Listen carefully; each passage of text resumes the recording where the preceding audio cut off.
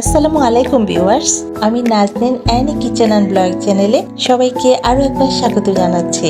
কাছের এবং দূরে, দেশ এবং দেশের বাহির থেকে যে যেখান থেকেই আমার আজকের ভিডিওটি দেখছেন, আশা করছি আল্লাহর অশেষ রহমতে সবাই খুব ভালো আছেন।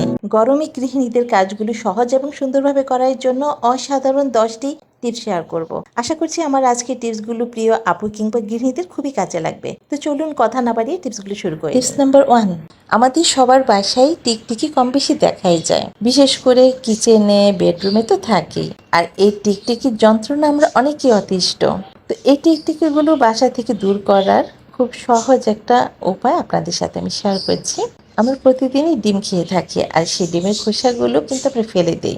এগুলো না ফেলে আমরা কিন্তু এই খোসাগুলো বিভিন্ন কাজে ব্যবহার করতে পারি। এর আগের ভিডিওতে আমি এই ডিমের খোসা দিয়ে কয়েকটি টিপস শেয়ার করেছি। আর এই ডিমের খোসা যে বাসা থেকে টিকটিকি তাড়াতেও সাহায্য করে, সেটা হয়তো অনেকেই জানেন না। যেসব জায়গা দিয়ে টিকটিকিগুলো প্রবেশ করে সেসব জায়গাতে রেখে দেবেন 1 থেকে 2 দিন, তারপর সেগুলো ফেলে দিবেন, আবার নতুন করে আবার দিবেন, দেখবেন টিকটিকি একদম ধারে কাছে আর আসবে না। টিপস নাম্বার 2, বাসাতে ছাড় পোকা তেলা পোকা থাকবে না সেটা তো ভাবাই যায় না। আর এই ছাড় পোকা তেলা পোকা যে কোনো পোকামাকড় বিনষ্ট করতে কিংবা দূর করার জন্য আপনি ন্যাপথলিন ব্যবহার করতে পারেন। আর এই ধরনের ন্যাপথলিনের প্যাকেটগুলো যে কোনো শপে আপনি 30 থেকে 40 টাকার মধ্যে পেয়ে যাবেন। এখান থেকে 2 থেকে 3টা করে ন্যাপথলিন আপনি বিছানার তোশকের নিচে এবং জাজিমা ম্যাট্রেসের নিচে রেখে দিতে পারেন। দেখবেন এতে করে তেলাপোকা এবং ছাড় পোকা ধারে কাছেও আসবে না। এমনকি আলমারির ভিতরে যে অনেক দিন পর্যন্ত আমরা কাপড় রেখে দিই, সেটা থেকে কিন্তু অনেকটা বাজে গন্ধ হয় আসে কেমন যেন, এবং ছাড় পোকাও থাকে অনেক সময়।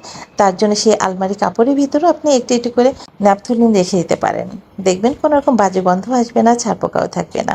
আর ন্যাপথলিন ব্যবহার করার পর সাথে সাথেই হাতটাকে সাবান পানি দিয়ে ভালোভাবে ওয়াশ করে নিতে হবে, এবং অবশ্যই সতর্কতা অবলম্বন করতে হবে যাতে ন্যাপথলিন বাচ্চাদের কাছ থেকে দূরে থাকে। টিপস নাম্বার 3, আমরা বাজার থেকে আলু এনে কি করি, এই ধরনের ঝাঁঝরিতে ঢেলে রেখে দিই। আর অনেক সময় দেখা যায় আলুতে কাদামাটি লেগে থাকে।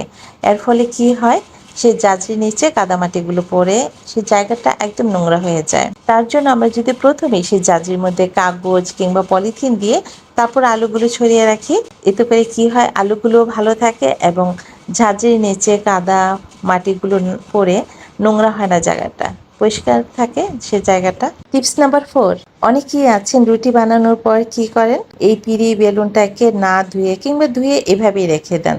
আর রাতের বেলা এতে কি হয়, তেলাপোকা ইঁদুরগুলো এর উপর দিয়ে হাঁটাহাঁটি করে। আমরা কিন্তু সেটা দেখতে পাই না, তাই পরের দিন সকালে আবার সেই পিঁড়ি বেলুনটাতেই রুটি বানিয়ে ফেলি। কিন্তু এটি আমাদের স্বাস্থ্যের পক্ষে খুবই ক্ষতিকর এবং এর ফলে আমরা বিভিন্ন রোগে আক্রান্ত হতে পারি। তাই রুটি বানানোর পর সাথে সাথে এটাকে ধুয়ে তারপর ভালোভাবে শুকিয়ে নিতে হবে। তারপর এই ধরনের একটি শপিং ব্যাগে এভাবে ঢুকিয়ে নিয়ে মুখটাকে একটু মুড়িয়ে নিয়ে, স্টেপলার পিন দিয়ে তো আটকানো যাবে না, কারণ এটা প্রতিদিনই ব্যবহার করতে হবে। তাই একটা ক্লিপ দিয়ে আটকে আপনি খুব সহজেই এটা ব্যবহার করতে পারবেন পরবর্তীতে। টিপস নাম্বার 5, আমরা সবাই বাজার থেকে পেঁয়াজ রসুন এনে কি করি, সেটা পলিথিন ব্যাগের মধ্যেই রেখে দেই কিংবা কোনো ঝাঁঝরিতেও ঢেলে রেখে দিই। কিন্তু এই পলিথিন ব্যাগে রাখার ফলে দেখা যায় যে পলিথিনটা ঘেমে কেমন যেন ভিজে গেছে, আর এতে করে পেঁয়াজগুলো খুব অল্প সময় নষ্ট হয়ে যায়। তার জন্য আমাদের বাসায় নেটের যে ব্যাগগুলো আছে সেই ব্যাগগুলোর মধ্যে ঢেলে রেখে আপনি রান্নাঘরে যে কোনো এক পাশে ঝুলিয়ে রাখতে পারেন। এতে করে একটা পেঁয়াজও নষ্ট হবে না, অনেক দিন পর্যন্ত ভালো থাকবে। টিপস নাম্বার 6, আমরা বাজার থেকে শসা, লেবু, এমনকি গাজর এগুলো এনে নর্মাল ফ্রিজে রাখলেও দেখা যায় যে কিছুদিন পরেই সেগুলো কেমন যেন শুকিয়ে গেছে, আগের মতো তেমন সতেজ মনে হয় না। তার জন্য প্রথমেই বাজার থেকে শসা, গাজর, লেবুগুলো এনেই ভালোভাবে ধুয়ে নিয়ে একটি এয়ারটাইট বক্সে রুম টেম্পারেচারে থাকা পানিতে ডুবিয়ে আপনি ঢাকনাটা ভালোভাবে আটকিয়ে নর্মাল ফ্রিজে আপনি কয়েক মাস পর্যন্ত এভাবে রেখে খেতে পারবেন। এতে করে দেখবেন যে ঠিক আগের মতোই শসা, গাজর, লেবুগুলো একদম সবুজ, সতেজ এবং কচকচে থাকবে। এখন টিপস নাম্বার 7, এই ধরনের আইসক্রিমের ছোট বক্সগুলি আমাদের সবার বাসায় থাকে। তো আমরা অনেকে কি করি, এগুলো ফেলে দিই কিংবা বাসায় এক পাশে অনেকগুলো এভাবে রেখে দিই। তো এগুলো না ফেলে দিয়ে আমরা কিন্তু বিভিন্ন কাজে লাগাতে পারি। এই যেমন ধরুন এই বক্সটার আমি মাঝ বরাবর একটি এন্টি কাটার দিয়ে কেটে নিচ্ছি। আর দেখুন খুব সহজেই কেটে নেওয়ার পর এখন একটা কি সুন্দর শোকেস হয়ে গেছে। এখন আমরা টয়লেটে রেখে আমরা এটাকে খুব সুন্দরভাবে ব্যবহার করতে পারি।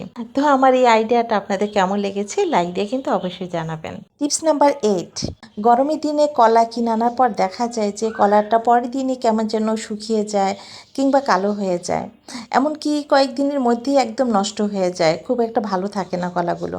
তো এখন থেকে যদি কলা কিনে আনার পর একটা কিচেন টিস্যু এভাবে নর্মাল পানির মধ্যে ভিজিয়ে কলার উপরে যে কাটা অংশটা আছে এটা যদি একটু মুড়িয়ে রাখেন ভিজিয়ে নিয়ে, এবং এর উপর একটা সুতি কাপড় ভিজিয়ে নিয়ে আবার এর উপর দিয়ে টিস্যু মুড়ে দেওয়ার পরও এর উপর দিয়ে যদি এভাবে মুড়িয়ে রাখেন তাহলে দেখবেন যে কলারটা একদম ফ্রেশ থাকবে অনেক দিন পর্যন্ত, কোনো রকম কালো হবে না, নষ্ট হবে না। এটি খুবই কার্যকরী একটা টিপস, আপনারা এখন থেকে এটা ট্রাই করে দেখতে পারেন। চলে যাচ্ছি পরবর্তী টিপসে। এখন আমি আপনাদের দেখাবো পাকা কলায় ফরমালিন আছে কি না সেটা কিভাবে বুঝবেন। তো তার জন্য লাগবে শুধুমাত্র লেবু। এখন একটা কলা নিয়ে মাঝ বরাবর ঠিক এভাবে কেটে নেন। তারপর এই লেবুর কয়েক ফোঁটা রস এই কলার উপর রেখে এই লেবুর খোসা দিয়ে কিছুক্ষণ এভাবে ঘষতে থাকুন। যদি এর মধ্যে দেখেন কলার কালারটা চেঞ্জ হয়ে গেছে এবং কালারটা লালচে কালার হয়ে গেছে তাহলে বুঝতে হবে এই কলাতে ফরমালিন আছে। আর যদি দেখেন কলার কালারটা কোনো রকম চেঞ্জ হয়নি, মানে ঠিক আগের মতোই আছে, তাহলে বুঝতে হবে কলাতে কোনো রকম ফরমালিন নেই। আর আমার এই কলারটা প্রায় 1 থেকে 2 মিনিট পর্যন্ত আমি ঘষেছি এভাবে লেবু দিয়ে, কিন্তু এর মধ্যে কোনো রকম কালারটা চেঞ্জ হয়নি, তার মানে আমার কলাতে কোনো রকম ফরমালিন নেই। তো এখন থেকে আপনারা কলা বাসায় আনার পর ঠিক এইভাবে খুব সহজেই চেক করে নিতে পারেন। টিপস নাম্বার 10, মানে আজকের সর্বশেষ টিপস। এই ধরনের স্টিলের থালা বাসনগুলো কম বেশি আমাদের সবার বাসায় থাকে, আর এগুলো কিছুদিন ব্যবহার করার পর দেখা যায় এগুলো কালো হয়ে যায় কিংবা স্ক্র্যাচ পড়ে এবং আগের মতো সেই চকচকে ভাবটা থাকে না। তার জন্য প্রথমে আপনি কোনোভাবেই তারের মাজনি দিয়ে ঘষা মাজা না করে নরম কোনো মাজনি দিয়ে কিংবা লবণ এবং লেবু দিয়ে ওয়াশ করে নেবেন।